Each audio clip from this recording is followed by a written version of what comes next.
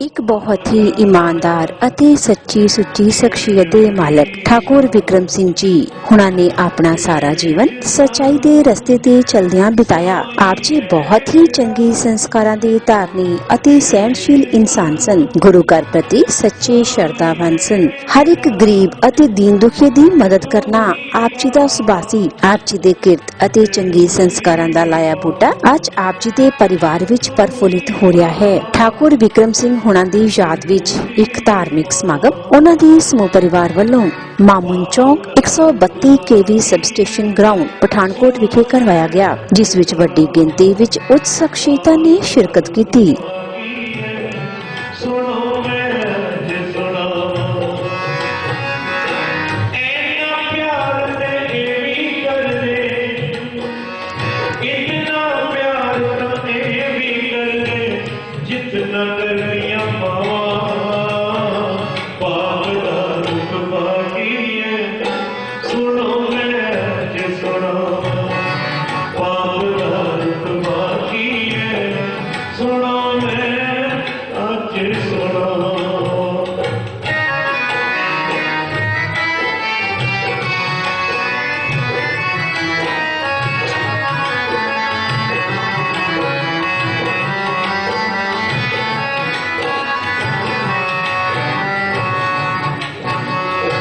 ਬੱਚਿਆਂ ਦੇ ਸੁੱਖ ਵਾਸਤੇ ਇਹਨੇ ਜਗ ਦਾ ਹਰ ਦੁੱਖ ਸਹਿੰਦੇ।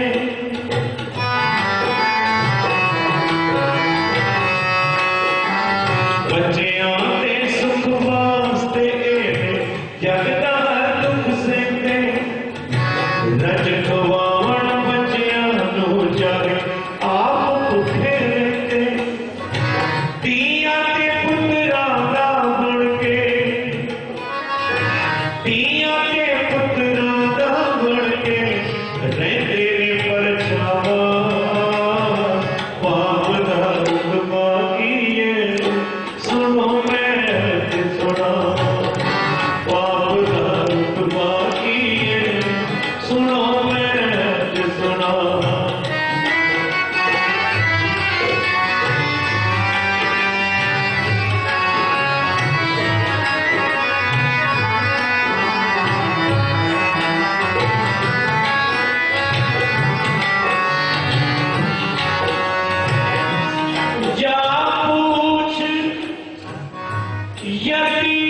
यतीमों से माँ बाप नहीं जिनके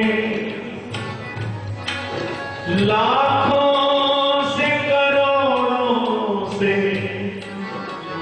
माँ बाप नहीं मिलते। जिसने सिर ते प्यो नहीं होता मुझको ना जाके। जीना पैंदा इस दुनिया विच किवें ठोकरां खा के। जीना पैंदा इस दुनिया विच किवें ठोकरां खा के। प्यो दी मान बड़े हुंदे ने। प्यो दी मान बड़े हुंदे ने।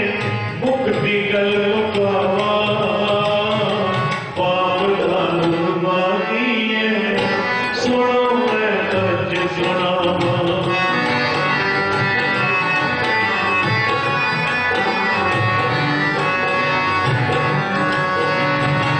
बाबुल बाजो पिया नू ना कोई लाड लगावे। बाबुल बाजो पिया नू ना कोई लाड लगावे। प्यो दे बाजो पुत्रा मेरा कोई नास उठावे। प्यो दे सुख बड़े हुंदे ने। प्यो दे सुख बड़े हुंदे ने। मुक्ति गल मुकावा पाप दा रुख मागीए सुनो मैं अज सुना। पाप दा रुख मागीए सुनो मैं अज सुना। हमारा ये जो जीवन है ये संसार की यात्रा है और संसार की यात्रा में व्यास जी महाराज कहते हैं दुख खालियम अशाश्वतम। हमारे जीवन में ये दुखों का भंडार है और अशाश्वत यानी निरंतर चलने वाला नहीं है। हम कई बार जीवन की हजारों साल लंबी आयु के लिए विचार करते हैं, परंतु हमारे जीवन का अंतिम पड़ाव कब हो जाएगा ये भगवान के हाथ में। परमपिता परमात्मा ने अर्जुन को यही समझाया है, कर्मण्येवाधिकारस्ते। कोई ज्यादा वेदों का ज्ञान नहीं दिया, कोई मंत्र यंत्र नहीं पढ़ाए। अर्जुन, संसार में हम जब आए हैं और संसार से हर प्राणी को जाना पड़ेगा, परंतु जब संसार में आकर के जाना है तो हमें क्या यहाँ पर विशेषताओं को उपलब्ध करना है। बोले कर्मण्येवाधिकारस्ते मां फलेषु कदाचन। हम संसार में जो भी अपनी क्रिया कर रहे हैं, अपनी वाणी से कर रहे हैं, स्वभाव से कर रहे हैं, जो भी हमारी द्वारा कर्म हो रहा है उसमें अपनी भावनाओं का उत्तम निर्माण करना, तो हमारा गृहस्थी जीवन भी पवित्र हो जाएगा और हमारा परलोक जीवन भी मंगलमय बन जाएगा। बंधुओं देवियों, हमारे बीच में आज दिवंगत आत्मा नहीं है, लेकिन उनका जो सुंदर स्वभाव था, उनका जो सुंदर विचार था, उनका जो जीवन जीने की सुंदर शैली थी, वो संसार में किस प्रकार रहना जानते थे। जो हमारे बीच में दिवंगत आत्मा नहीं है, उसकी जो जीवन की शैली होती है वो हमारे जीवन में सच्ची श्रद्धांजलि होती है। हमारे जीवन में भी जीने की कला है। कई प्राणी ऐसे होते हैं, अपने जीवन में कोई कष्ट आता है, उस कष्ट को देखकर घबरा जाते हैं। कुछ लोग ऐसे होते हैं, उस कष्ट को देख करके दूसरों से सहायता मांगते हैं। लेकिन कुछ संसार प्राणी वो होते हैं, विपद धैर्य वधाद्वदय क्षमा, एक से एक आपत्ति आने के बाद भी अपने धैर्य को धारण करते हैं।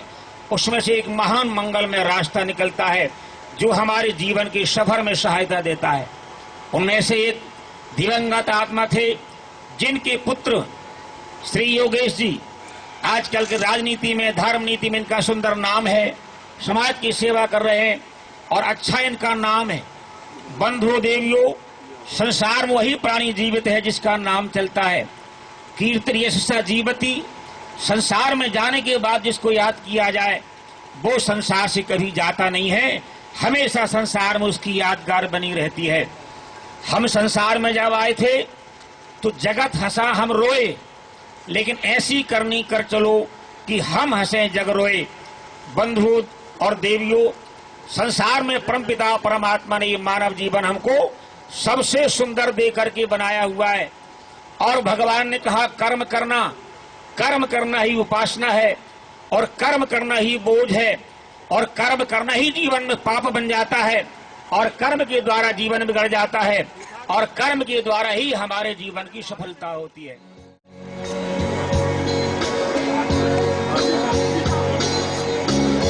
साच बराबर तप नहीं, झूठ बराबर पाप। साच बराबर तप नहीं, झूठ बराबर ताप। जाके हृदय साच है, ताके हृदय जाके